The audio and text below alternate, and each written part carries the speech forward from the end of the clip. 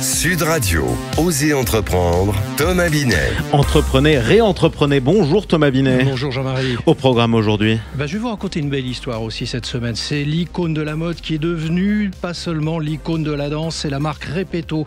Et on va recevoir Mercedes Serra, notre grand témoin de la semaine, fondatrice et présidente du groupe de communication BETC. C'est d'ailleurs le E du BETC. Et on va parler publicité, création et entrepreneuriat au féminin. Et puis on terminera en parlant du réseau professionnel qui se crée et qui s'entretient. Absolument, mais avant ça, on commence, mon cher Thomas, en partenariat avec le magazine Entreprendre. Par les coulisses des entreprises, vous nous racontez une sacrée saga, une belle histoire. C'est l'histoire de Repetto. Oui, parce que tout démarre d'abord lorsque Rose Repetto souhaite aider son fils Roland Petit, chorégraphe et danseur, en lui fabriquant des chaussons de danse lui permettant de moins souffrir pendant ses longues heures d'apprentissage. Rose tient un café, mais est couturière à ses heures perdues. Elle décide de coudre la semelle de cuir des chaussons de son fils et de la retourner ensuite. Le fameux cousu retourné voit le jour. Alors nous sommes en 1947 et la maison Repetto est créée près de l'Opéra de Paris.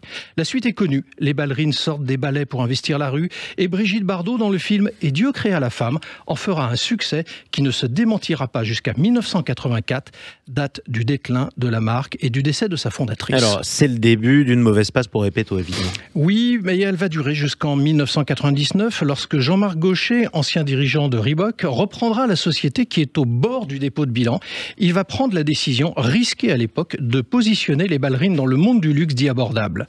Ce sera le début de la nouvelle croissance de Repetto. L'offre s'élargira à la chaussure homme, au textile et au parfum, sans oublier les succès à l'international. Car la moitié du chiffre d'affaires de 50 millions d'euros est réalisé à l'étranger. Alors que va devenir Repetto ? Eh bien, un duo féminin a repris la direction générale en 2022, dont la fille de Jean-Marc Gaucher. Mais en même 2023, la directrice générale Laurence Lévy est débarquée quelques semaines après le décès de Jean-Marc Gaucher. Sa fille Charlotte Gaucher-Holman lui a succédé. Il lui appartient dorénavant de continuer à écrire l'histoire de Repetto. Mais bonne chance et bonne route, en tout cas, c'est une superbe histoire. Merci beaucoup Thomas Binet. Tout de suite, on accueille votre invité. Si je vous dis faire du ciel le plus bel endroit de la Terre, ça nous dit quelque chose.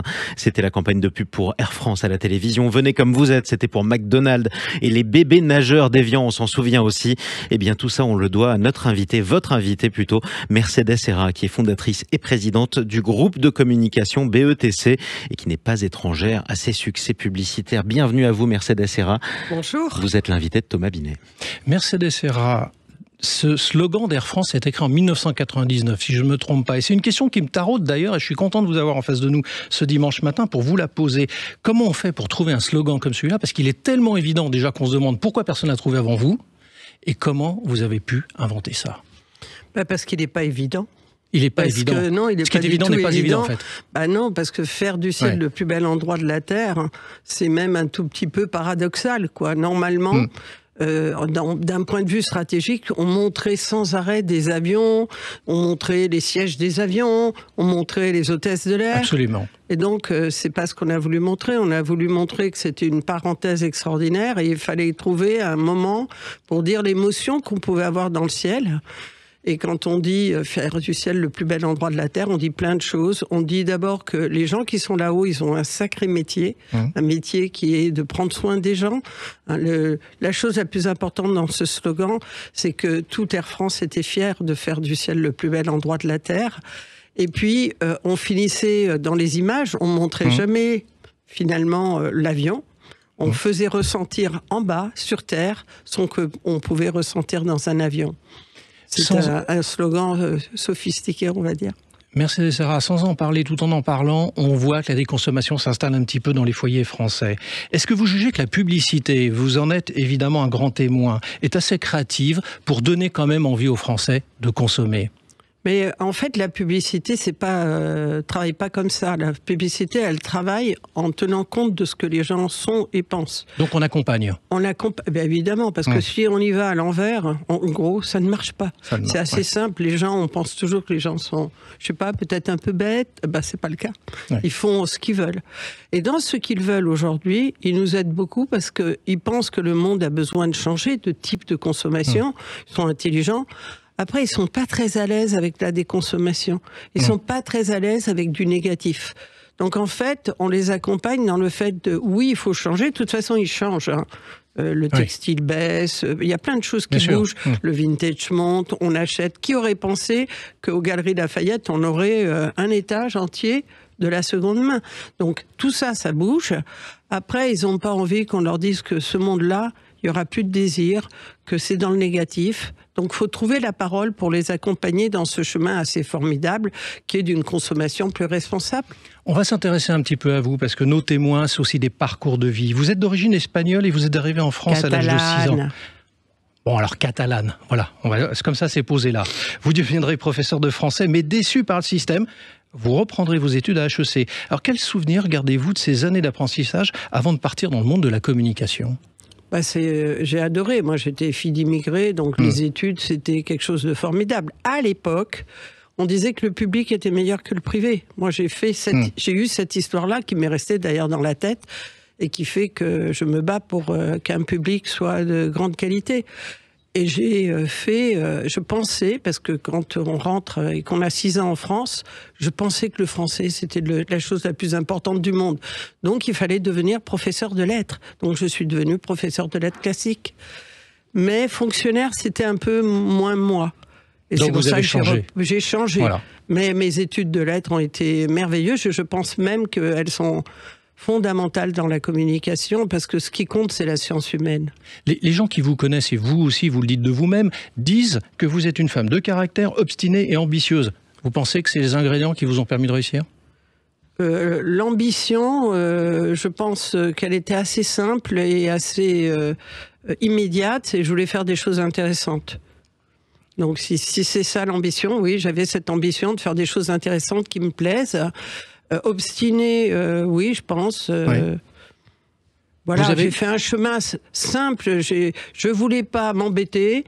Je voulais travailler depuis le début et trouver de l'intérêt dans le travail que je faisais. Et c'est ce que j'ai trouvé. Vous avez fait de l'égalité, des salaires, un combat. C'est votre combat aussi en dehors du monde de la publicité tel que vous le pratiquez. J'ai beaucoup de combats, mais celui-là est très important pour moi. C'est pour ça que je voulais aussi qu'on en parle ce matin. Comment jugez-vous la situation actuelle, justement, sur ce principe on n'y est pas. On n'y est pas. Non, on n'y est pas. On n'y est pas à l'égalité femmes-hommes. D'abord, on est un peu affolé par le monde. Des gens qui discutent de l'IVG, on est un peu affolé. Impression, en fait, que le monde de la technologie avance, mais que le monde de la pensée recule. Et que bientôt, on va être au Moyen-Âge.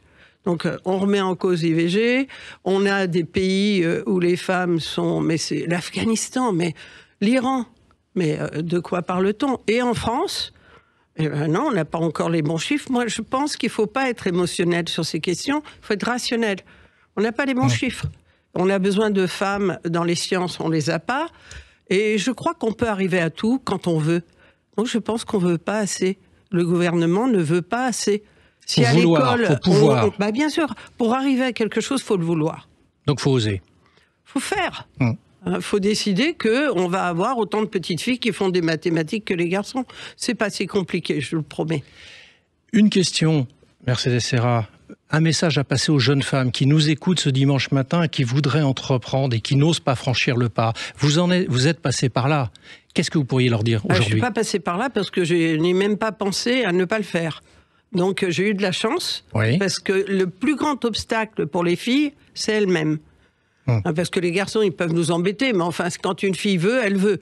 Donc, je leur demande de vouloir. Qu'elles s'embêtent pas. Bien sûr qu'on peut tout faire. Les garçons, ils peuvent tout faire. C'est pas normal qu'on ne pose pas des questions sur comment ils s'occupent de leurs enfants, comment ils organisent leur temps à des garçons, qu'on ne le pose qu'à des filles. Évidemment qu'il faut s'occuper des petits garçons et des petites filles que nous fabriquons. Mais il n'y a pas de raison d'empêcher les filles un ultime conseil pour d'avoir un métier. Bosser. Travail, être toujours. Indépendante. L'indépendance pour l'homme ou pour la femme, c'est un sujet clé.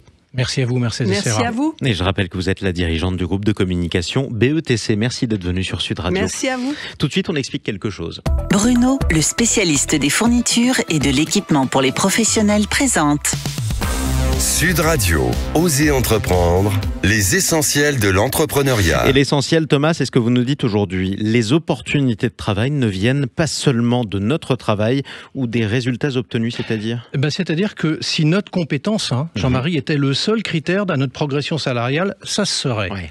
Et la preuve, selon une étude du CSA pour LinkedIn, le réseau professionnel, nous aurions 4 fois plus de chances d'obtenir un travail dans une entreprise si on y connaît déjà un membre. Et toujours selon la même étude, 84% des actifs français jugent essentiel d'avoir un réseau professionnel et cela monte même à 93% pour la fameuse génération Z, vous savez, ceux qui sont nés entre 95 et 2010. Bon, en gros, vous nous dites qu'il faut avoir un réseau. Oui, et c'est pas notre invité Mercedes Serra, présidente d'honneur des anciens d'HEC, qui nous contredira sur le sujet, car une personne ayant étudié dans une université a 1,5 fois plus de chances de construire un réseau que les autres. Alors, quels sont les réseaux qui fonctionnent ? J'ai tendance à vous dire tous, pour autant que vous y trouviez votre place. Comme on vient de le dire, d'abord celui de votre ancienne école. Et puis quand vous êtes dans le monde professionnel, il existe des réseaux reliés à votre secteur d'activité ou à votre métier.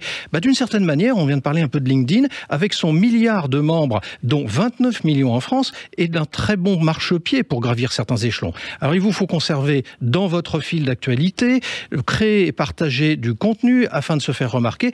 Ça va élargir votre réseau et le début de votre réussite. Rappelons qu'un réseau, cela se crée, s'entretient quand on n'en a pas besoin. C'est mieux. Mais écoutez, restez dans les parages. En tout cas, vous faites partie de mon réseau. On vous retrouve dans un instant, mon cher Thomas Binet. On va parler d'investissement au programme aujourd'hui. On va parler patrimoine, donation, succession. À tout de suite.